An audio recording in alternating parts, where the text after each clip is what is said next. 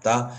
A ectoderme, que é a que dá origem ao tecido epitelial propriamente, né, ela forma a epitélio da boca, das cavidades nasais, da região digestória, né, do ânus, glândulas mamárias, glândulas salivares e glândulas sebáceas. Então, tudo aquilo de aspecto que é de revestimento e secreção de substâncias, a origem é ectodérmica.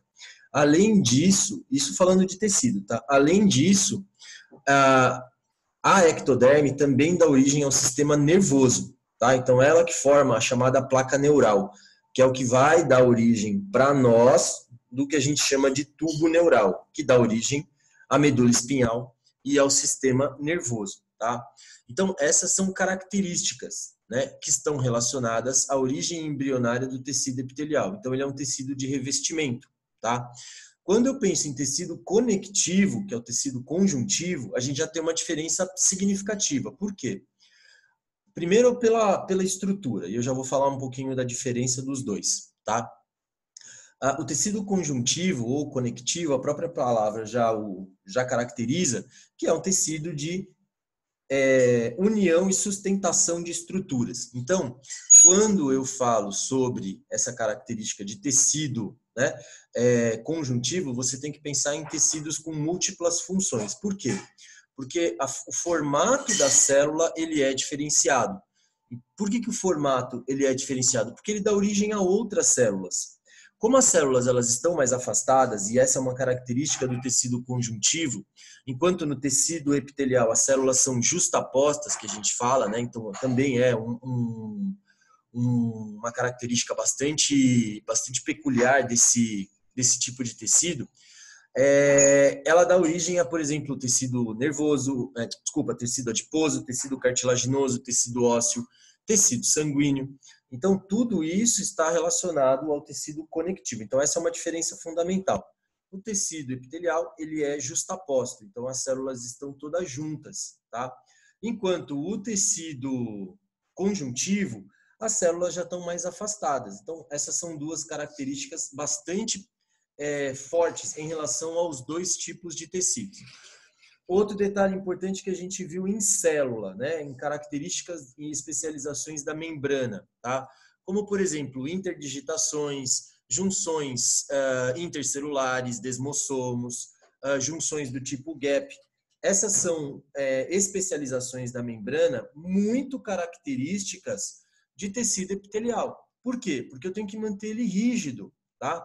Os caras estão fazendo agora uma série de exames aí para a galera por causa do Covid e é muito em função da extração.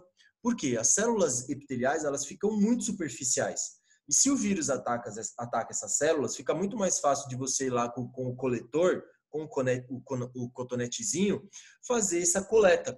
Então ela fica muito mais organizada, tá? Nós temos 3 tipos de epitélio, beleza? O epitélio cúbico, que é o formato da célula, né? Então ela é uma célula meio quadrática, então ela tem um formatinho padrão de uma célula quadradinha, tá? E ele pode ser simples, ou seja, formado por uma única camada, presa a um outro tecido, como ele pode ser estratificado, formado por 2 camadas. O epitélio pavimentoso, as células já são mais achatadas, tá? E o estratificado, pavimentoso e estratificado, são várias camadas dessas células achatadinhas, tá? E o epitélio prismático, em que as células são bastante alongadas. Então, as células são bem largas, tá? Elas são bem longas e curtas. Então, elas têm altura e largura pequena, tá? E aí você tem o epitélio simples, prismático, o epitélio pavimentoso e o que a gente chama de pseudoestratificado, em que elas têm uma deformidade e ao invés delas serem alongadas, né? E uma do ladinho da outra, elas apresentam interconexões. Então, elas ficam encaixadinhas, como se fosse um quebra-cabeça, tá? As peças de um quebra-cabeça. Então, essa é uma característica importante, tá?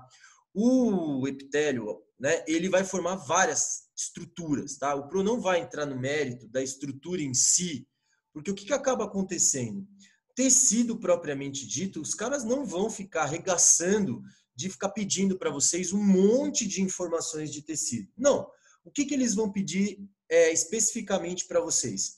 Eles vão pedir as características do tecido e como esses tecidos eles estão relacionados às estruturas. Então, por exemplo, qual que é a importância da epiderme? A epiderme é revestimento, proteção, parametrização de defesa, porque ela está associada a um órgão, que é a pele, né? Ou revestimento interno, como é o caso da mucosa, né, da boca, ou secreção, porque o tecido epitelial também secreta substâncias. Então, por exemplo, secreção gástrica, que é aquela que produz o suco gástrico, secreção entérica, que é aquela que vai produzir o suco entérico na digestão. Ele não vai ficar te perguntando especificamente o que é cada tipo de célula relacionada a cada tipo de função. Para ele não tem esse sentido. Lembra, eu falei já para vocês, nos vestibulares hoje em dia, a tendência da maior parte dos examinadores é colocar situações em que vocês são cotidianos. Então, assim, saí atrasado da escola, saí correndo e cheguei suando. Tá, por que você suou? Explica isso fisiologicamente, sobre o aspecto da pele, sobre o aspecto da regulação homeotérmica, sobre o aspecto da regulação hormonal. O cara não vai te perguntar quais são as células que estão associadas a isso. É muito raro. Tá? Então, essa é uma coisa bastante importante que vocês precisam estar bastante atentos. Mas falando um pouquinho dessa parte da epiderme, ela recobre a maior parte, né? Ela recobre a maior parte da estrutura da nossa pele, tá? Que é extremamente importante. Tá? Então, a pele é o maior órgão do nosso corpo, formado por um epitélio que é estratificado, por isso que a gente toma banho, né? Porque ele é queratinizado, a superfície da nossa pele tem queratina, que é uma forma de proteção. Tá? As células vão morrendo a cada 3, 4 dias e vão sendo substituídas por novas, né, por novas células. Tá? E esse é um dos motivos pelo qual a gente precisa tomar banho diariamente. Por quê? As células velhas, elas acabam morrendo e aí fica a cargo, obviamente, de organismos decompositores que podem fazer destruição e aí causar, por exemplo, micoses, dermatites de contato, problemas de pele, tá? Então, nós temos, por exemplo, dentro da estrutura da nossa pele, a superfície dela voltada para o meio é a epiderme propriamente dita, então é o epitélio.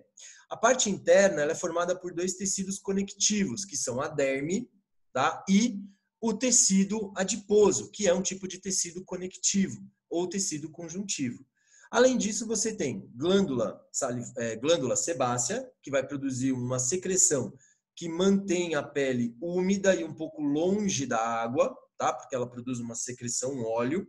E a glândula sudorípara, que é responsável pela regulação térmica, tá? Além disso, você também encontra o que a gente chama de nervos e terminações nervosas, tá?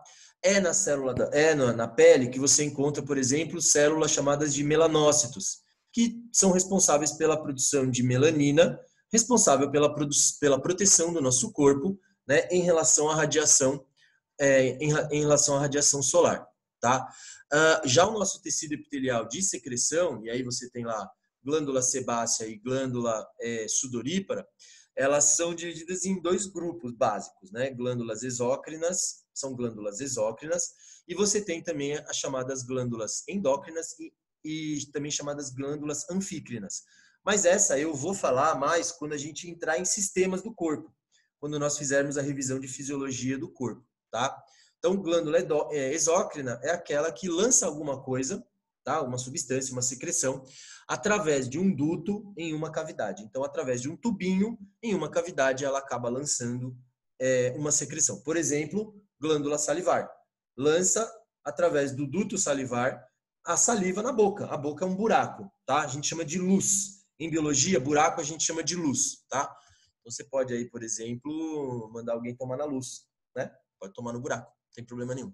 Já os tecidos conectivos, a sua característica mais forte se deve ao fato deles apresentarem células mais afastadas e um conjunto estrutural de uma substância chamada matriz extracelular, tá? Então, essa matriz extracelular, ela é fundamental, por quê? Porque ela pode ser fluida, como é o caso do sangue, como ela pode ser mineralizada, como é o caso do tecido ósseo e do tecido cartilaginoso, tá? Então, essas são características importantes desse grupo. Até aqui tudo bem?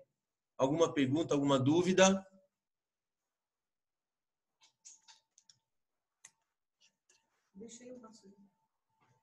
Não, ninguém quer falar comigo, tá todo mundo dormindo, né? Tá bom. Bom, algumas características, então. Vamos pegar algumas células do tecido conectivo, já que ninguém quer falar comigo. Os macrófagos são as principais, porque são células de defesa. Então, é uma característica bastante importante. E eles realizam um processo chamado fagocitose. Então, o que é fagocitose? Fagocitose é você aprisionar o organismo, tá? Aprisionar uma partícula, estabelecer uma regra de alimentação, só que no nosso caso é uma célula de defesa. Ela quebra, degrada, forma os chamados vacúolos, tá? Esses vacúolos, eles degradam bactérias, protozoários, vermes, o que seja, e aí eles apresentam o resultado disso para células chamadas de linfócitos, tá? Então essa também aí é uma característica. Como eu disse para vocês, a substância fundamental, também chamada de matriz, ela é fundamental, tá? Ela é um líquido, tá? E ela é formada por água e sais minerais, tá? E alguns polissacarídeos, que em organização podem gerar, por exemplo, outros sistemas, tá? Presença de fibras para conectar. Opa, alguém perguntando aqui. Kathleen, a gente ainda está na primeira apostila, né? Porque a gente tem a prerrogativa de ter uma aula a menos. Então, a gente ainda está na primeira apostila. Tá? Eu já vou falar eu falo até a página para você. Tá? Então, essas células são os macrófagos. Na verdade, o que eu estou fazendo mais que é uma revisão para a prova, tá? Então, você tem o macrófago, né? Você tem plasmócitos, tá? Que são originados dos linfócitos. Linfócito é uma célula de defesa. Os leucócitos, conhecidos como glóbulos brancos. Os mastócitos, esses mastócitos, eu já dei uma aula disso para vocês em algum momento da minha vida. Os mastócitos, eles são quem é alérgico a alguma coisa aí. Quem é alérgico tem mastócitos, tá? Em grande quantidade. Por quê? Os mastócitos, eles armazenam uma substância chamada histamina. E aí é o seguinte, quando qualquer corpo estranho aparece dentro do seu meio celular, né? Sangue, pele, os mastócitos eles entram em ação. O ideal é que as células de defesa degradem essas substâncias, né, que são estranhas, e por sua vez, eles consigam realizar a fagocitose e matar. Só que o que acontece? A histamina, né, ela é uma substância que quando ela é liberada, ela gera um processo inflamatório. É uma resposta inflamatória, é natural. Só que em algumas pessoas, essa histamina liberada em grande quantidade, ela gera o que a gente chama de processo alérgico, tá? Então, ele contém esses receptores para algumas imunoglobulinas, né, que acabam liberando essa histamina. Então, uma forma de você quebrar o processo alérgico não é nada mais do que você usar um bloqueador desses receptores, tá? Que a gente chama de IgE, tá? É o mesmo receptor utilizado aí para os testes de COVID, tá? Só que a histamina é liberada e ela gera um processo inflamatório. Então, para você, por exemplo, reduzir esse processo inflamatório, você toma um antihistamínico, que permite que essa substância não seja liberada e que ela seja destruída por outras células do nosso corpo, tá? Então, essa é uma característica bastante importante. O tecido conectivo, ele que também é chamado de tecido conjuntivo, o Pro vai falar tecido conjuntivo várias vezes, eu sempre falo tecido conjuntivo, mas entendam também por tecido conectivo, que é a mesma coisa. Ele é chamado de tecido conjuntivo, né, que a gente chama de tecido conjuntivo propriamente dito, ele sustenta e nutre tecidos que vão receber, que não são vascularizados, tá? Como, por exemplo, o epitelial, como, por exemplo, o cartilaginoso, tá? É o típico tecido de ligação, tá? Ele preenche e sustenta tecidos, estrutura órgãos, então deixam os órgãos na posição em que eles estão. Não sei se vocês já ouviram falar que em algumas espécies, por exemplo, se elas estão em alguma situação de morte, elas começam a produzir gás e elas explodem, né? Então, essa é uma característica, né? Então, Isso está muito relacionado ao tecido conectivo. Quando o bicho incha, nós também, quando morremos, inchamos, né? Nós acabamos perdendo essa capacidade de manter os órgãos íntegros, muito em função da perda da capacidade do tecido conjuntivo de sustentar esses órgãos. Então, é por esse motivo, né, que você acaba tendo essa diferença dentro do tecido conectivo. Bom, do que ele é formado? Tá? Ele é formado por várias células, tá? E por matriz, ok? Então, por um líquido. Além disso, esse tecido conjuntivo, propriamente dito, ele tem fibra colágena, as meninas sabem do que eu estou falando, porque se elas quiserem, por exemplo, comprar, por exemplo, alguma coisa que seja um creme, se ele fala, esse creme aqui, ele reduz a perda elástica. Ok, ele vai reduzir a perda elástica. Por quê? Porque ele vai tentar manter as fibras colágenas intactas, né? Ou preservadas, tá? Então, fibras colágenas, que são resistentes, tá? Fibras elásticas, tá? São longos filamentos, e algumas fibras reticulares. Todas essas são associadas para manter a sua estrutura de órgãos e tecidos conectados, tá? Até aqui tudo bem, né? Então, vamos lá. Outro detalhe, são alguns tipos de variações desse tecido. Tecido conjuntivo frouxo, tá? Pouca quantidade de matriz, que é esse fluido que eu falei, e muitas células relacionadas à defesa. Então, por exemplo, macrófagos, linfócitos, neutrófilos, eosinófilos, todos esses são células relacionadas à defesa do seu organismo, ok?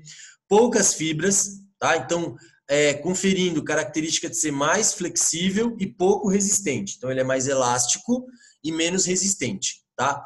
Principal função, sustentação e nutrição dos epitélios e a cicatrização do nosso corpo. Tecido denso, tecido conjuntivo denso, predominantemente fibras colágenas e fibroblastos. Isso permite que esse tecido ele possa ser modelado, tá? Então ele é menos flexível e ele é muito mais resistente à tração. Por exemplo, o tendão do seu corpo. Os tendões eles são muito resistentes, tá? E o tecido denso não organizado ou não modelado, tá? Esse tem por característica fibras colágenas entrelaçadas, então eles em uma única direção.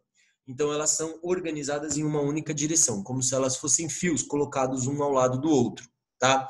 É encontrado principalmente na pele e ao redor de órgãos como rim, fígado e testículos, tá? E nos envoltórios de cartilagem, para poder dar o quê? Para dar uma resistência maior. Tudo bem? Até aqui, ok? Tá? Então, essas são variações do nosso tecido. Pro, como é que eu faço para ajustar isso e saber? Dica do professor.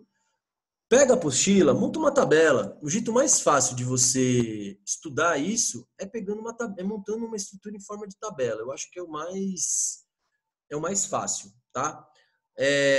Então, essa é uma maneira que a gente tem para trabalhar, tá? Então, só lembrando aí, o tecido epitelial, tá? Pensando num roteiro para finalização da nossa aula. O tecido epitelial, ele é dividido em tecido de revestimento, que é a epiderme, e o tecido glandular, que é o de secreção, tá? Esse tecido epitelial, ele pode ser pavimentoso, cúbico, prismático e misto, tá? Podendo ser simples, formado por poucas células, um único filamento de células, estratificado, formado por vários estratos, ou seja, várias camadas, e intercalado, ou seja, quando as células estão, ao invés de estar uma sobre a outra corretamente, elas apresentam alternância nesse extrato, e a gente chama de pseudoestratificado. E dividido o tecido epitelial em glandular, tá? E aí a glândula, ela pode ser endócrina, exócrina e mista, tá? Que são características dessa estrutura. Essa glândula, né? Esse tecido epitelial glandular endócrino, ele pode ser vesicular ou hormonal, cordonal, que a gente fala, né? E o exócrino, ele é responsável pela liberação, né, de substâncias simples, como é o caso, por exemplo, do suor, substâncias mais organizadas na forma de sucos, como merócrina, né, que a gente fala, e substâncias completas, como hormônios, por exemplo, que são holócrinas, né, ou seja, completas. E também secreção serosa da glândula sebácea, secreção mucosa, que no caso é da mucosa da boca, por exemplo, glândula salivar, ou mista, tá? E aí você tem essas estruturas formadas por poucas células, né, unicelular, que é raro, tá? Principalmente só para organismos unicelulares, para nós pluricelulares, tá? E aí você tem a estrutura dos dutos, tá? Ele pode ser simples, um duto só, como ele pode ser ramificado ou composto, tá? Essa ramificação, ela pode ser simples, como pode ser composta, tá? E o formato, ele pode ser em forma de tubo, em forma de vaso, que a gente chama de acinosa, tá? Ou em forma de vaso, que é afinado, né? A boca começa larga e termina fina, tá? Só que bem alongado, que a gente chama de túbulo acinosa. Então, são várias características que você tem associadas a este tipo de tecido, tá? Já o tecido conectivo, ele é formado por matriz, fibras, tá? E células, ok?